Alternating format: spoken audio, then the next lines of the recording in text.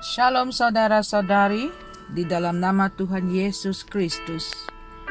Tuhan ajaib, Tuhan itu besar, Tuhan itu maha agung. Bertemu lagi kita dalam Rhapsody of Realities TNI Malaysia. Tajuk perkongsian kita pada hari ini yaitu bangunkan dirimu dan bangunkan orang lain. Beritakanlah firman, siap sedialah baik atau tidak baik waktunya. Nyatakanlah apa yang salah, tegurlah dan nasihatilah dengan segala kesabaran dan pengajaran. 2 Timotius 4 ayat 2. Rasul Paulus menulis kepada Timotius dan berkata, usahakanlah supaya engkau layak di hadapan Allah sebagai seorang pekerja yang tidak usah malu, yang berterus terang memberitakan perkataan kebenaran itu. 2 Timotius 2 ayat 15. Perhatikan bahawa dia menekankan supaya kamu berusaha menunjukkan dirimu layak di hadapan Allah dan bukannya di hadapan manusia. Ini bermakna kamu harus mempersembahkan dirimu kepada Allah sebagai orang yang sudah bersedia dan terlatih untuk kerja pelayanan, memenangi jiwa dan menjadikan ramai bangsa muridnya. Ada orang yang hanya mempelajari kitab suci untuk berkhutbah. Sememangnya ini akan memberi manfaat kepada orang lain kerana itu firman. Tetapi ianya sangat penting untuk kamu membangunkan dirimu dengan firman. Biarkan firman itu bekerja dalam dirimu terlebih dahulu. Sekadar menjadi suatu saluran untuk menyebarkan firman bukannya cukup. Bagaimana pula dengan pertumbuhanmu sendiri? Kamu harus membina rohmu dengan firman. Membangunkan dirimu melibatkan membenarkan firman membentuk perwatakanmu. Membenarkan firman membina kepribadianmu dan membentuk cara kamu berfikir dalam hidup. Firman Tuhan harus menentukan kepentingan dan keinginanmu serta mengawal setiap aspek hidupmu. Dalam Roma 12 ayat 2, firman menunjukkan kepada kamu bagaimana untuk memupuk pemikiran yang betul dan mengalami perubahan yang berterusan. Dan janganlah kamu menjadi serupa dengan dunia ini, tetapi biarlah kamu diubah oleh pembaharuan fikiranmu, agar kamu dapat membuktikan apa kehendak Allah yang baik, yang berkenaan, dan yang sempurna. Dengan mempelajari dan merenungkan firman, kamu menetapkan keutamaan yang betul dan menyelaraskan keinginanmu dengan prinsip-prinsip yang ilahi.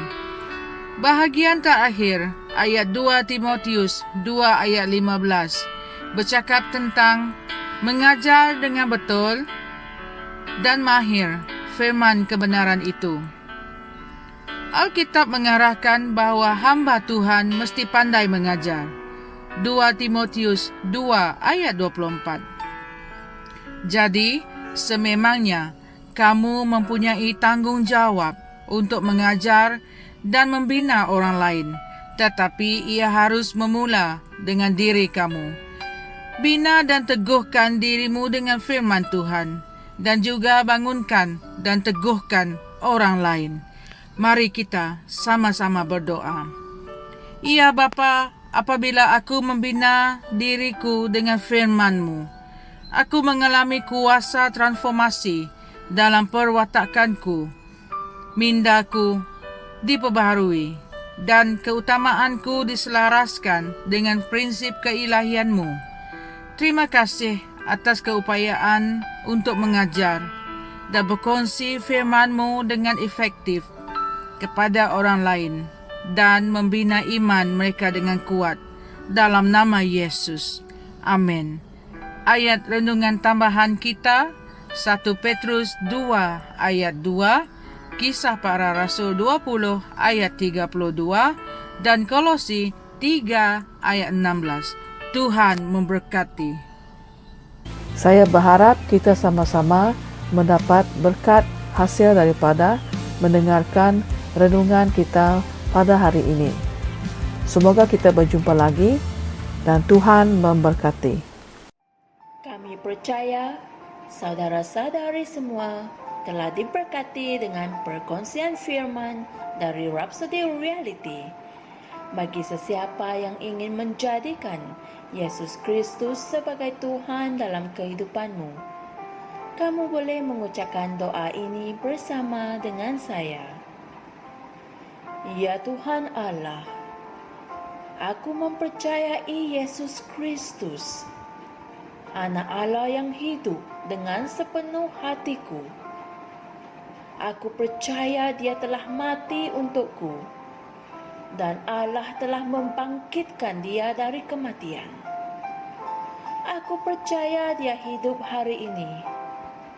Aku mengaku dengan mulutku bahawa Yesus Kristus adalah Tuhan dalam hidupku mulai dari hari ini. Melalui Dia dan di dalam nama-Nya, aku mempunyai kehidupan yang kekal. Aku telah dilahirkan semula. Terima kasih Allah kerana menyelamatkan jiwaku. Aku sekarang adalah anak Allah. Haleluya. Tahniah, sekarang kamu telah menjadi anak Allah. Untuk apa-apa sebarang pertanyaan atau untuk mendapatkan lebih banyak maklumat mengenai bagaimana untuk bertumbuh sebagai seorang Kristian, anda semua boleh hantar mesej di akaun Facebook kami atau email kami di tni.msia@gmail.com. Sekali lagi, tni.msia@gmail.com. Tuhan berkati Anda semua.